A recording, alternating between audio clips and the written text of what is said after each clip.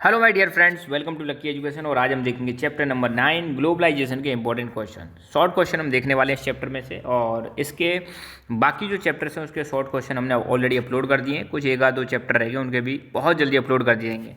Class 12 की political science आपकी जो है कंटेम्प्रेरी वर्ल्ड पॉलिटिक्स, उसका ये चैप्टर है 9। ठीक है, तो शुरुआत करते हैं। पहला ही क्वेश्चन ये है कि कल्चरल होमोजेनाइजेशन का मतलब क्या है। देखो, होमो मतलब होता है एक जैसा, और हेट्रो का मतलब होता है अलग अलग। अब आपको पता है ग्लोबलाइजेशन की वजह से क्या हो रहा है, फ्लो हो रहा है। किस चीज़ का फ्लो हो रहा है? आइडियाज़ का, कैपिटल का, कॉमोडिटीज़ का, पीपल का। लोग बाग जो है एक कंट्री से दूसरे कंट्री में, तीसरे कंट्री में, अलग अलग कंट्रीज में लोग बाग क्या कर रहे हैं, मूव कर रहे हैं। फॉर एग्जांपल ये अपना प्यारा भारत है, भारत से लोग यूएसए में जा रहे हैं, कनाडा में जा रहे हैं, ब्रिटेन में जा रहे हैं, ऑस्ट्रेलिया में जा रहे हैं, जर्मनी में जा रहे हैं, पोलैंड में जा रहे हैं, रशिया में जा रहे हैं।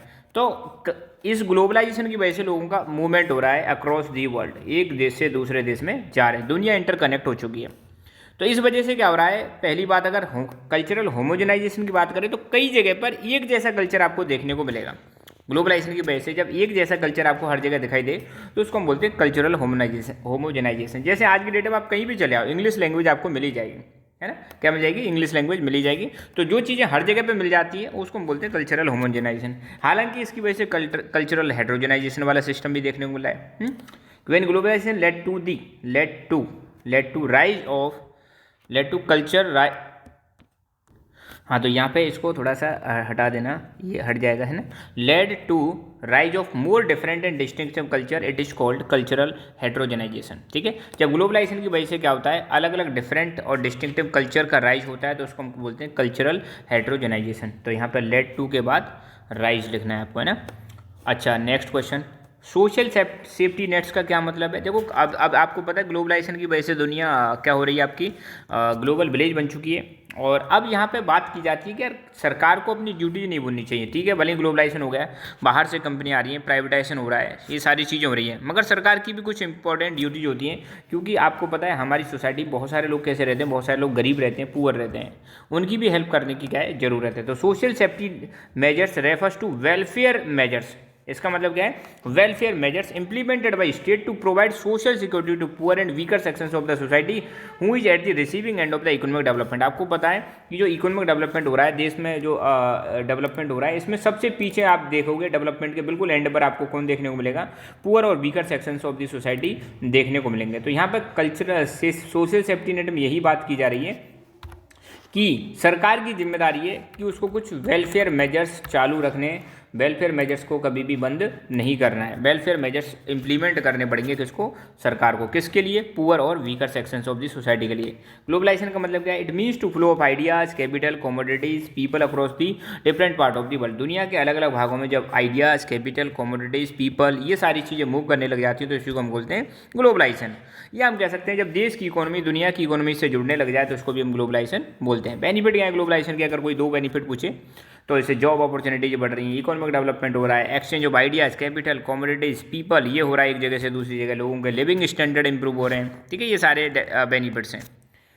When did the India adopted new economic policy? आप सबको पता है 1991 में इंडिया ने न्यू इकोनॉमिक पॉलिसी लॉन्च की थी, या फिर मतलब कह सकते हैं लेके आई थी सरकार। उस समय आपको पता है हमारे प्रधानमंत्री पीवी नरसिम्हा राव हुआ करते थे और फाइनेंस मिनिस्टर हुआ करते थे डॉक्टर मनमोहन सिंह हुआ करते थे। उस समय पर हम न्यू इकोनॉमिक पॉलिसी लेके आए थे, जिसके तहत लिबरलाइजेशन, प्राइवेटाइजेशन और ग्लोबलाइजेशन, ये रिफॉर्म्स हम लाए थे। तो ये कब लाए थे? 1991 में। वर्ल्ड सोशल फोरम की पहली मीटिंग कब हुई? 2001 में। कहाँ हुई? पोर्ट एलिग्री, ब्राज़ील नाम की जगह पर। What do you mean by McDonaldization? McDonaldization का मतलब क्या है? आपको पता है मैकडोनाल्ड अमेरिकन कंपनी है, हर जगह पर आपको देखने को मिलेगी।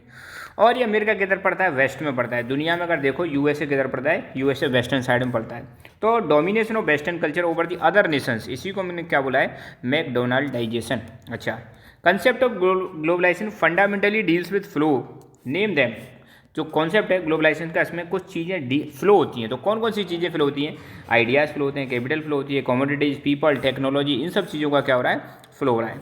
इकोनॉमिक कॉन्सिक्वेंसेस क्या होते हैं ग्लोबलाइजेशन के? देखो, इकोनॉमिक ग्लोबलाइजेशन का कॉन्सिक्वेंस अगर देखें, या इकोनॉमिक ग्लोबलाइजेशन का या ग्लोबलाइजेशन के इकोनॉमिक परिणाम देखें, तो उसमें पहला ये कि आज की डेट में जो कुछ इकोनॉमिक इंस्टीट्यूशंस हैं जैसे IMF और WTO, इनका इंपॉर्टेंस बहुत ज़्यादा बढ़ गया है। कमेंट करके बताने, क्वेश्चन मैं आपको दे रहा हूँ, WTO कब बना? नंबर 1।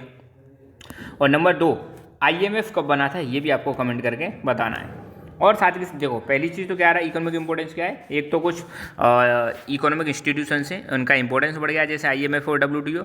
दूसरा इसकी वजह से जो फ्लो देखने को मिलेगा, धुआंधार ट्रेड हो रहा है कई देशों के बीच में, जिससे हर देश का फायदा हो रहा है ना। एक प्रॉब्लम बताइए ग्लोबलाइजेशन की, तो ग्लोबलाइजेशन की वजह से आपको पता बहुत सारी बीमारियां फैलती हैं जैसे HIV, AIDS, bird flu, swine flu और कोविड-19 भी आप इसमें लिख सकते हो आप चाहो तो ना। कोविड-19 भी इसी का रिजल्ट है ग्लोबलाइजेशन का। वर्ल्ड सोशल फोरम जो है उसकी 4th मीटिंग कहाँ हुई थी, इंडिया में, और कब हुई थी, 2004 में। ठीक है। नेगेटिव एस्पेक्ट ऑफ ग्लोबलाइजेशन क्या है, ग्लोबलाइजेशन का नेगेटिव एस्पेक्ट ये है कि इसकी वजह से जो नेशन स्टेट होता है उसकी सोवरेंटी अफेक्ट होती है। तो ठीक है, बहुत सारी कंपनियां बाहर से आके ये हमारे ये किसी भी देश की जो सोवरेंटी है उसको हर्ट करती हैं।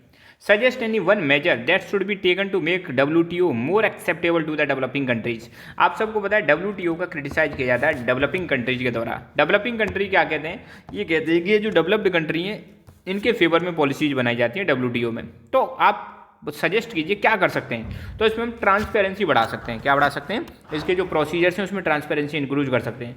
Globalization is a test concept, कैसा कॉन्सेप्ट है ग्लोबलाइजेशन, तो ये है एक मल्टी डायमेंशनल कॉन्सेप्ट है। वर्ल्ड सोशल फोरम क्या है, वर्ल्ड सोशल फोरम एक इंटरनेशनल ऑर्गेनाइजेशन है। इसमें human right activist, environmentalist, labour leaders, women activist, ये सारे लोग हैं जो अपोज करते हैं न्यू लिबरल ग्लोबलाइजेशन का। आप कह सकते हो एक प्रकार से ग्लोबलाइजेशन का अपोज करने वाला एक ऑर्गेनाइजेशन है जिसका नाम है वर्ल्ड सोशल फोरम।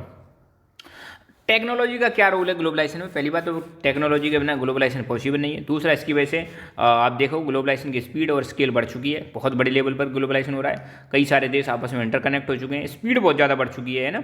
और क्या क्या टेक्नोलॉजी जैसे टेलीग्राम, टेलीफोन, माइक्रोचिप्स, आज की डेट में इसने कम्युनिकेशन सिस्टम को क्या कर दिया है, रिवोल्यूशनाइज। ठीक है, तो बस आज के चैप्टर वीडियो में बस इतना ही।